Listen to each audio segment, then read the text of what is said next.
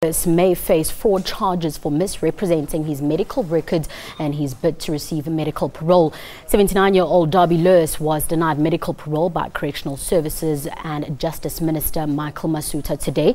However, parole was granted to Eugene De Kock, who gained notoriety during Apartheid for the gruesome methods he used to torture and kill political opponents. Minister Michael Masutha joins us in studio to talk to us about the decisions that have received misreaction from the public. Thanks for joining me, Minister. Thank you, and greetings to the viewers. Now, Minister, is the department pursuing a case of fraud against Clive Derby-Lewis, and this is based on the fact that his medical records may have been falsified? Well, that is the business of law enforcement. My concern was in making the correct decision on an application submitted by him in a bid to obtain medical parole. Now let's look at this big story of the day, because it's been quite controversial, the release of Eugene De Kock. Now, how did you come to the conclusion that led to, well, him being granted parole?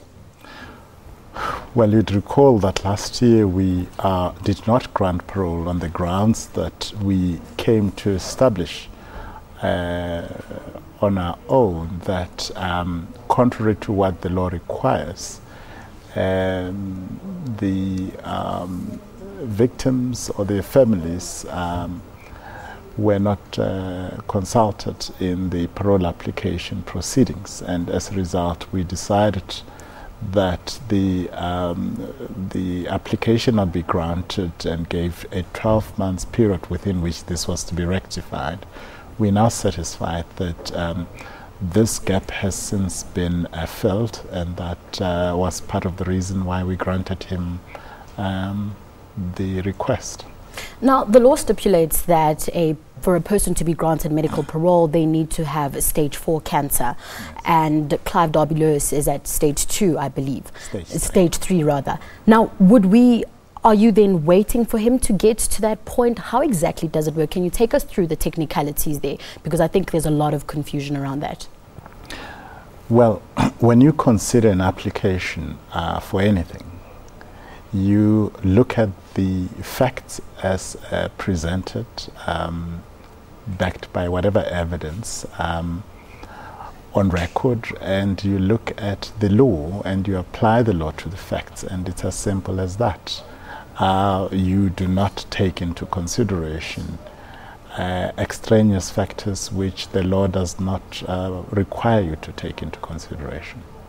Now, would you say that comparing De Kock's approval of parole and the denial of Clive Derby-Lewis of parole is actually fair? Because, I mean, if you look at De Kock, for example, he was convicted for 1 murder, whereas, for 69, yes, yeah. He had 69 charges, De Kock that is, and Derby-Lewis, it's 1 murder. Is it fair to compare, or are they completely unrelated? That is not the process we follow in determining whether a person qualifies for parole or not. We look at the application and we look at the profile, and the facts in the profile in that specific case is what informs the decision. We do not take a decision by way of comparing a particular case with any other case. Each case is dealt with on its own merits. Now, Clive Derby-Lewis, his wife rather, has said that her husband wasn't granted parole based on the fact that he didn't show remorse, and you've said that, and it's been in reports the whole day that he hasn't shown remorse. But looking at the conditions for medical parole, is remorse a factor there? Should it even be a factor? Not really. It was mentioned in passing, okay. But the primary reason for the decision was based on the medical reports that were before the medical parole review board, advisory board, and evaluating all the information before us as submitted to us together with the report of the board, we made the decision that we took. Now, let's look at the fact that his legal representatives are now saying that they are going to the Pretoria High Court to hopefully overturn this and turn this around for their client. Do you think they even have a leg to stand on at this point in time? Well, that's up to the courts to decide. You would know that under our Constitution, the Bill of Rights in particular, every person has the right to have their dispute resolved in a court of law or tribunal, competent tribunal. So I fully welcome any person who is aggrieved by any decision I make to approach courts or competent tribunals to seek relief which they believe in law they're entitled to obtain. All right, let's move away from the technicalities and look at this issue of remorse more in depth. Now, how do you measure that? I mean, when and how does it come about that, well, this person has showed ample remorse to be able to be released? I may well just also indicate that Mr. Derby-Lewis still has a normal parole application that is still pending before us.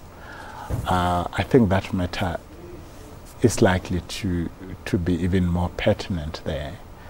The consideration in this instance is primarily on the medical condition, and of course there was the matter of identity and doubts that was cast in around that particular issue as well.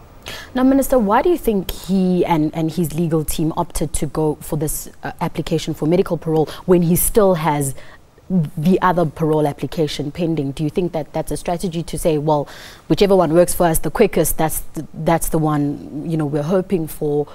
What's the thinking behind that, do you think? The medical parole, in my view, route is a lot more, short of a better word, absolute. Because if you're terminally ill, you are terminally ill, and the law requires that you be released on parole to spend the remainder of your life in a dignified and as reasonably comfortable way as possible. And parole? Well, parole really looks at a variety of factors, objective factors, such as firstly, whether the correctional services that we have rendered to you have made the desired impact. Have you become a changed person? Have you ceased to be a danger to society?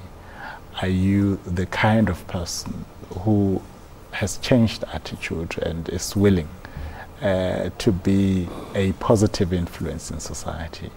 Do you have the capability to become self-sufficient and be able to provide economically for yourself through the skills that you would have acquired as a result of the various training programs that are offered?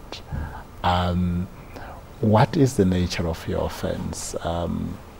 And what risk, taking everything into account, do you continue to pose, if at all, on the security and the well-being of society? Because it's pointless to release you back to society only for you to commit another rape, another murder the following day. Then the purpose is self-defeating. Now that makes a lot of sense, but you mentioned that the consideration for parole is based on objective observations. But some of the things you mentioned, how do you really know if correctional services has worked for someone? Because it would be easy for someone to pretend like it worked for them. How do you gauge that? Firstly, you have expert reports, social workers' reports, psychologists' reports. The people who worked with that offender would have, for example, been close enough to observe him or her over a length of time to be able to assess whether, in their opinion, the desired impact has been achieved.